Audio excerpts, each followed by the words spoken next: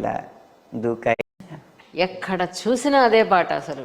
అది ఆ పాట గురించి చాలా మందికి తెలియని రహస్యం ఏంటంటే ఆ హుక్ లైన్ ఉంది కదా, ఓ రెండు ప్రేమ మేఘాలు ఇలా దూకాయి వానలాగా అనే హుక్ లైన్, రెండు లైన్లో మొదటి లైన్ ఫస్ట్ హాఫ్ స్టోరీ, ఆ వాన వాళ్ళు ఏ వైపుకో తేల్చేది కాలమేగా, అది సెకండ్ హాఫ్ స్టోరీ.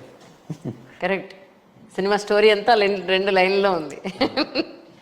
కానీ ఒక లిరిసిస్ట్ ఒక పాట రాయాలి అని అంటే స్టోరీ మొత్తం తెలిసి ఉండాల్సిన అవసరం ఉంటుంది. అలాగే డైరెక్టర్ కానీ అక్కడ ఉన్న హీరోని కూడా దృష్టిలో పెట్టుకోవాల్సిన అవసరం ఉంటుంది. లేదు, ఆ సిచ్యువేషన్ని పూర్తిగా అర్థం చేసుకోవాలి.